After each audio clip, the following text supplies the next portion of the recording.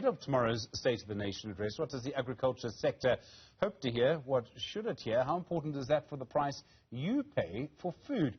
Farmers have had a very complicated couple of years. We've seen heavy rains that generally boosts output, but food prices have also been higher than normal inflation because of the way our food prices are internationalized. International food prices went higher, so our food prices went higher. Professor Johann Kirsten is the Director of the Bureau of Economic Research. Professor Kirsten, good afternoon to you.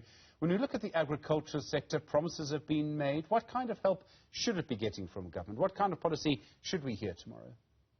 Yes, thank you, Stephen. Obviously, the agriculture sector came from two very good years, 2020 and 2021.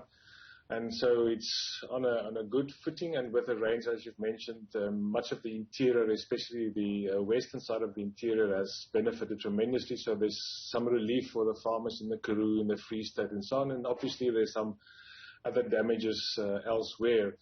But I think if we take the sector at large, we have so much potential. There's been so much initial investment in some of the high-value products.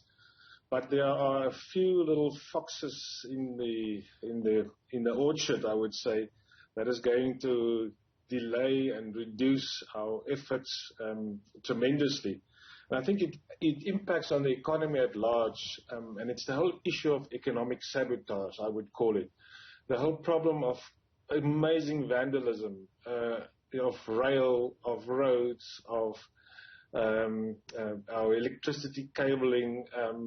So the system that supports and enables our economy to grow is gradually being eroded. And I'm not sure whether everybody understands the extent of how this is taking place and how that eventually plays into our ability to get our products out of the country and move our products into the country. So part of the high food prices you talk about is really coming from high transport logistical cost and losses along the way.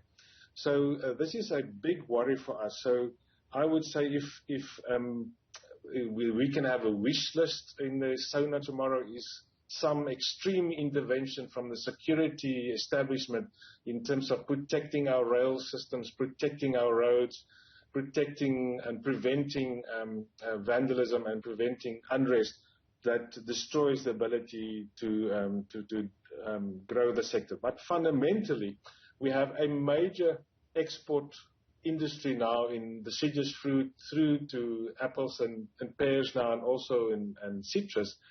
And it's now increasingly becoming apparent that we are not able to export these large volumes. We've been very successful through the initiative of government to open up market access in many other countries. But now our ports have been deteriorating so much that we can't put the containers on the ships, and the ships are passing South Africa. So for agriculture, this is a major hamper. It's going to reduce potential further investment and potential further employment. Now, I saw in the World Bank's recent report on port efficiency, out of 351 ports globally, Cape Town is number 347, PE 348, Durban 349. So if we want to be competitive as a nation, as the President mentioned in his State of the Nation address in 2021, then we need to fix these things. We need to fix rail and port. We need to fix electricity.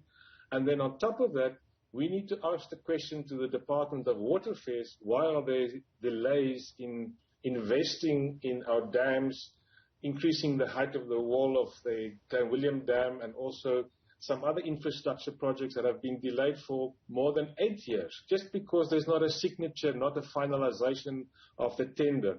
We could have invested much more in agriculture over time. So there are these worrying things that constrain the ability of the sector to grow, to increase more employment, because we have in the National Development Plan this vision of 1 million jobs in agriculture.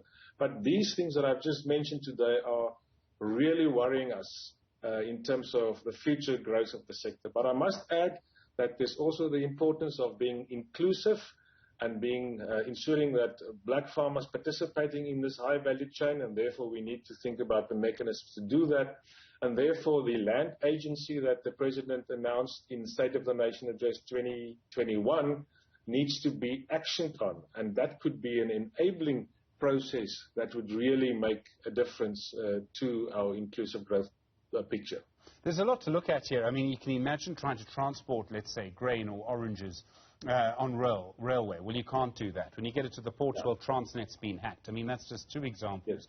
You can't always use the N3 because that's blocked. Part of the N1 was blocked in Kraaifontein over the weekend. Those are just some of the problems. The other problems that we see is that petrol prices up by 40% year on year. Electricity prices going up another 20.5%, probably, a bit lower than that maybe. But those are important inputs for farmers. That's going to push the food price up. Yes, exactly. And then on top of that, we have fertilizer prices, which is a derivative of the oil price that is going through the roof as well. So farmers having an extra input cost burden in this new season. So these are things that also need to be it's a concern. Obviously, you can't do much about that in the State of the Nation address because obviously that's something that is, again, market forces and it's international realities, the Ukraine crisis that spill over in oil price and that spill over in fertilizer prices. But the other reality that I want to raise, which is important for the president as a cattle farmer, is animal health. The fact that we are unable to ensure that our animals are protected from disease such as foot and mouth disease, our chicken protected from avian influenza, and our pigs from African swine fever. This is so many outbreaks that destroy the livelihoods of many of our black farmers, and these are the things that need urgent attention. So we need some cracking of the whip there to see that these things get implemented and improved radically.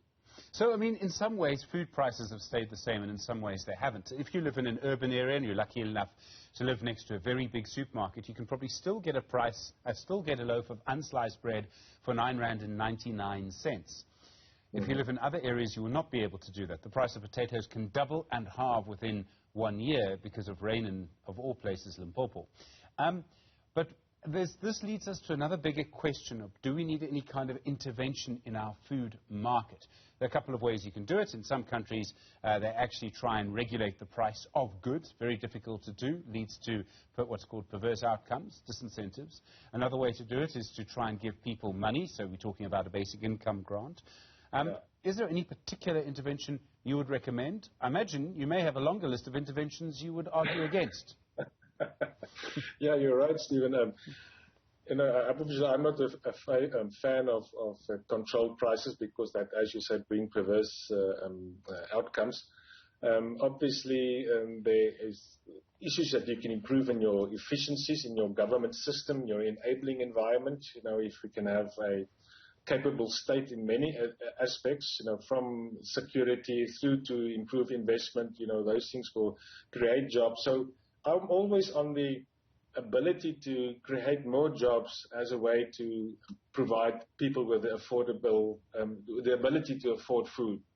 It's not always the price that impacts, but if we can remove what I've mentioned earlier, this economic sabotage, this destruction of property, this destruction of ability to grow your own business and to employ more people, that is really the thing that is actually constraining our ability in our South Africa's economy to absorb the masses that are unemployed, that needs at the moment some income support.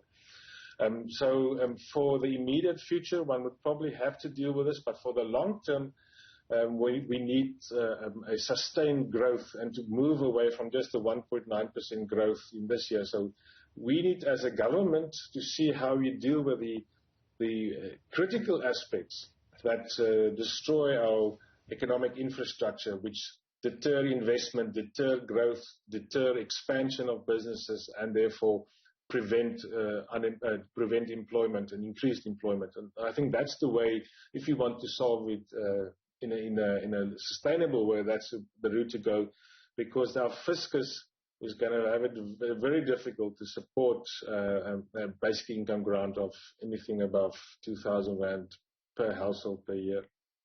Professor per month. Yeah, there's so much to talk about there, isn't there? Professor Johann, Kirsten, I really appreciate the time. Thank you, Director of the Bureau for Economic Research.